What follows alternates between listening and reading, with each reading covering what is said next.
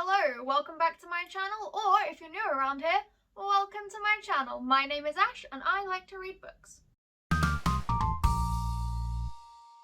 Today I thought we would go through how I rate books because I will, at some point, hopefully in the future on this channel, be reviewing books, and I think it would be good for you guys to know what criteria I use when I review books and give them ratings. So, like most book reviewers, I use a system that runs from 1 star all the way up to 5 stars. I don't often use half stars when I'm rating books just because I feel it's a bit too ambiguous. For example, a 3-star book is definitely 3 stars, whereas a 3.5 star book could be a 4-star book where I maybe didn't like one particular thing and therefore decided it wasn't worthy of being a 4-star book, but wasn't bad enough to be a 3-star book. I feel like there is always a way to get it into a full star category. I personally don't use half stars all that often unless there is a really good reason, in which case I will explain that reason in the review. I also don't often rate books immediately after I finish them because I do feel my mood plays a really big role in how I respond to a book, particularly the ending. So if I'm in a bad mood and I finish a book and it doesn't end the way I wanted it to or the way I was expecting it to, then I feel I react worse to it if I'm in a bad mood than I would if I read the same ending while I was in a better mood. So I do like to take a little while to think about my ratings for books, especially if I've finished a book that I wasn't 100% satisfied with the ending.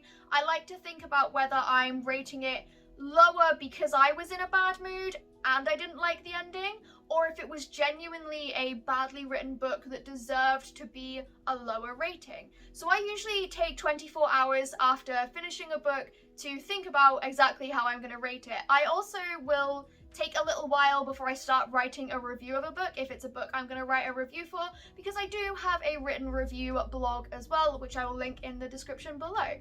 And the last thing before we move on to the criteria for each step in my rating system, I will occasionally read every book in a series and give them an individual score, and then also score the series as a whole. Now, this whole series score will somewhat take into account the scores I've given each individual book. For example, if I've rated each book in a series 3 stars out of 5, the series probably isn't going to rank as 5 stars because I just haven't enjoyed it that much, as evidenced by the fairly average ratings throughout the series.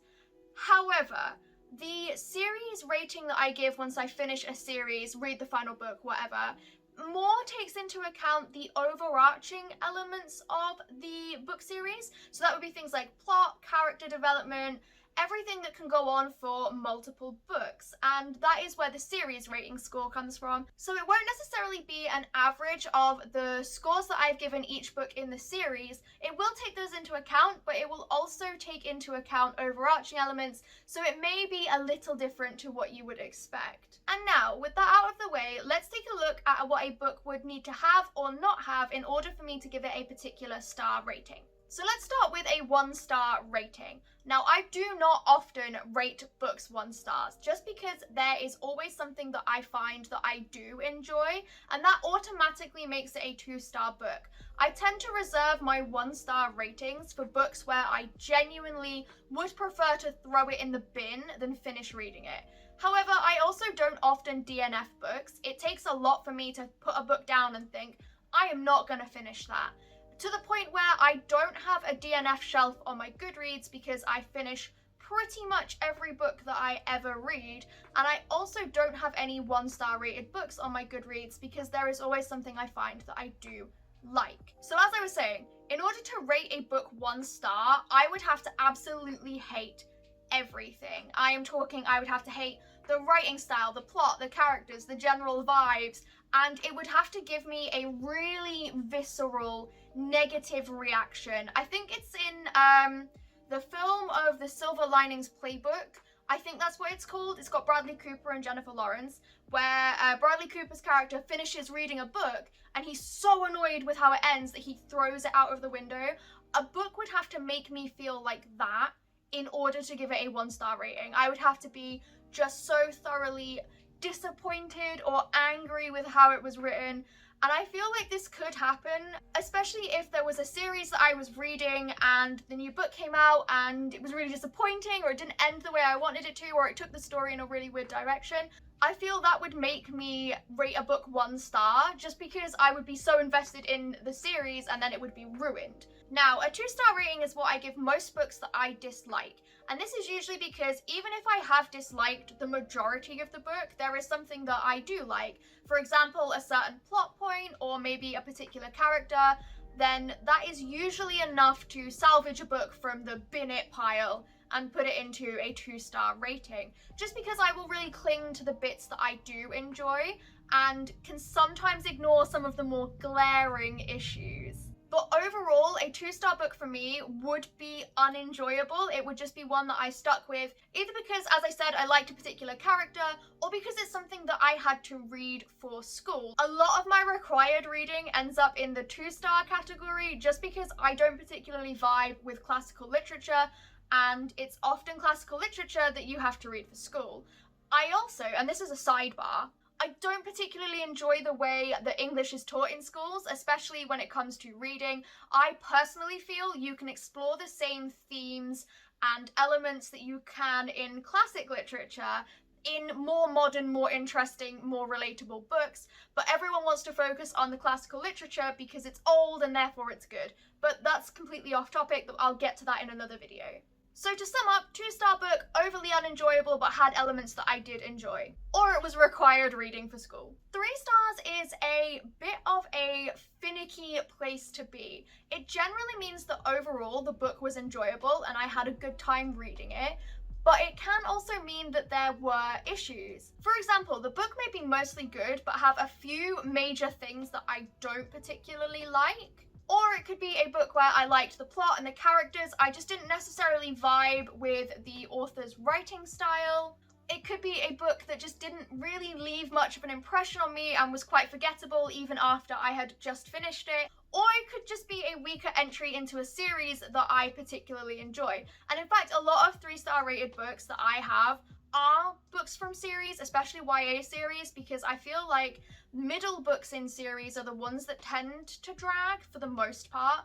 The first few books will always be really good. They'll introduce you to the world and the characters, and the last books that round up a series tend to be very action-packed and they have a lot of closure, whereas the middle books are the ones that tend to feel a bit more fillery. Maybe they are just expositing things that happened in the first book, or they are completely different to the first book because they are expounding on a plot element that was introduced at the very end of the first entry into a series, and therefore the second book feels like the first book all over again but in a different font, which often leads me to rate it as 3 stars, whereas maybe the first book would have been 4 stars. Coming on to 4-star ratings, these are books that I would conclusively say I liked. Obviously, they may have things like the odd pacing issue or lots of info dumps, and a few other things that I maybe didn't enjoy, which is why they aren't a 5-star rating, but I am really picky with what I give 5 stars, and you'll find out why a bit later on in this video. So if I've enjoyed a book for the most part, and the things that I don't like are minimal, rather than overwhelming the things that I do like, it will be rated 4 stars. Also, if the book is good enough, for example, if the writing is strong, the plot is strong, the characters are really interesting, I will look past a lot of issues. I can look past things like exposition, info dumps, poor character arcs, poor pacing. If there is an element that I really enjoy, especially if there are lots of elements that are really good and it's only one element that is not as strong as the others, and then I will rank it 4 stars, whereas other people may rank it as a 3-star because there was elements they didn't enjoy.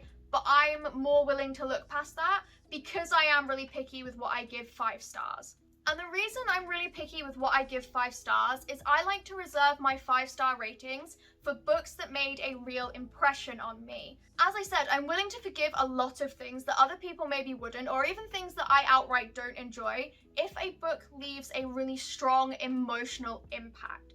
This is what I will give 5 stars to, is things that leave me feeling something when they're done, or even as I'm reading them. And sometimes I have to put the book down and process the emotions and then go back to the book. That is a 5-star book for me. Stories where I remember how I felt the first time I read them, or I remember where I was the first time I read them. Books that will constantly float back into my consciousness when I'm feeling something that maybe the book made me feel. It's all very linked to how a book has made me feel emotionally. If it's a really strong emotional feeling or connection, then I will rank it 5 stars. And occasionally I will just give 5 stars to books that I did really enjoy. Sometimes I find I do just like the characters and the plot and the pacing and vibe with the author's writing style, and that enjoyment is more than enough for me to give it 5 stars, even if it didn't necessarily make me feel particularly emotional. If it's a book that I really can't put down, or I'm always thinking, what's going to happen next? I need to know, and I stay up till 2 o'clock in the morning reading it, that's usually a strong sign that it will be a 5-star book as well. Now, I'm not saying that 5-star books should be absolutely perfect. Obviously, they can still have little things that do annoy me. It's just whether or not that starts to play on my mind and it's all I can think about. If it's quite easy for me to ignore, then it won't factor into taking it from a 5-star rating to a 4-star rating. And there we go. That is a brief explanation of how I like to rate books. On average, most of the books that I rate will be between 2 and 4 stars, just because I am very picky with what I give my 5-star ratings to, and also very picky on what I give my 1-star ratings to, because I feel like that's quite a harsh rating to give, and I would have to really dislike a book in order to give it a 1-star rating. But yeah, there we go. That is just a brief explanation of my thought process that I thought would be quite interesting to put on this channel, because as I said, I do eventually want to do some book reviews here. I also have a book review blog, which you can check out. It's linked in the description below. If you've enjoyed this video, please give it a like. And if you haven't already, make sure you subscribe and ring that bell so you don't miss any more videos. And hopefully I will see you next time for some more book talk.